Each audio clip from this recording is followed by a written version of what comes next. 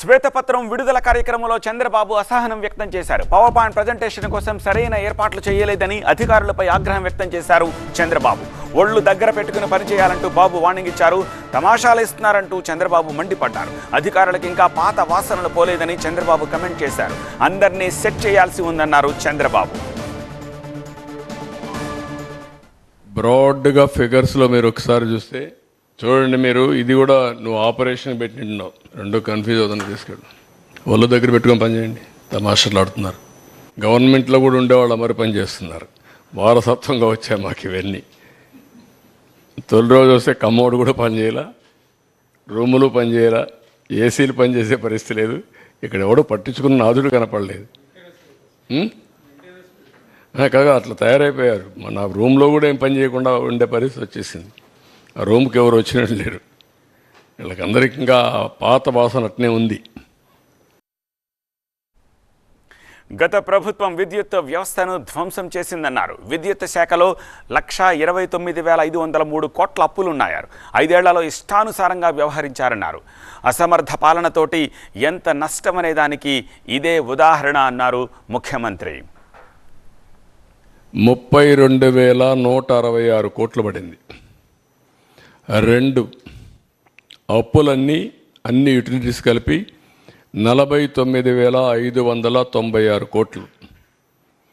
ఇవి కాకుండా inefficient governance వల్ల ఏ ప్రాజెక్ట్ ఎప్పుడు ప్రారంభించాలో ప్రారంభించకుండా పోవడం, అన్నీ క్లోజ్ చేసి షార్ట్ టర్మ్ పర్చేసెస్ చేయడం, ఇష్టానుసారంగా చేసిన దానివల్ల 47,741 కోట్లు పెరిగింది. మొత్తం మీరు చూస్తే 1,29,503 కోట్ల రూపాయలు టోటల్ లాసెస్ ఈ రోజుకి 5 ఏళ్లలో జరిగి ఈరోజు మనకు ఇంత లాస్ ఉండే పరిస్థితి వచ్చింది. ప్రజలకు నిజాలు తెలియాలనే శ్వేతపత్రాలు విడుదల చేస్తున్నామన్నారు. శ్వేతపత్రాలను తేలిగ్గా తీసుకోవద్దు అన్నారు. రాష్ట్ర పరిస్థితిని తెలిపేందుకే ఈ వైట్ పేపర్స్ను తీసుకొస్తున్నామన్నారు ముఖ్యమంత్రి. రాష్ట్ర ఆర్థిక దుస్థితి తవ్విన కొద్దీ బయటకు వస్తోందన్నారు చంద్రబాబు. 3వ వైట్ పేపర్ ఇది. అది కూడా చాలామందికి వైట్ పేపర్ అంటే మాకేంటి సంబంధం అనుకుంటారు. ఇవన్నీ వాస్తవాలు మీ ముందర పెట్టడం, యథార్థాలు మీకు తెలియజేయడం. మీరందరూ కూడా ఎన్ని పనులున్నా కామన్ మ్యాన్ కూడా, మామూలు పేదవాడు కూడా దృష్టి పెట్టవలసిన అవసరం ఉంది.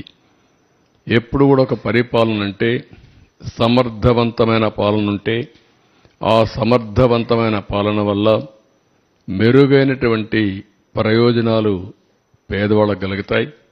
దానివల్ల వాళ్ళ కష్టానికి తోడుగా మేము చేసే పనుల వల్ల కూడా వాళ్ళకు లాభం వస్తుంది. అట్లా కాకుండా పేదవాళ్ళ ప్రభుత్వంతో మాకు సంబంధం లేనుకుంటే, ఒక బాధ్యత లేకుండా ఆలోచిస్తే వచ్చే కష్టాలకు కూడా మనం భరించాల్సి వస్తుంది. మీ భవిష్యత్తుతో వీళ్ళు ఏ విధంగా ఆడుకున్నారు,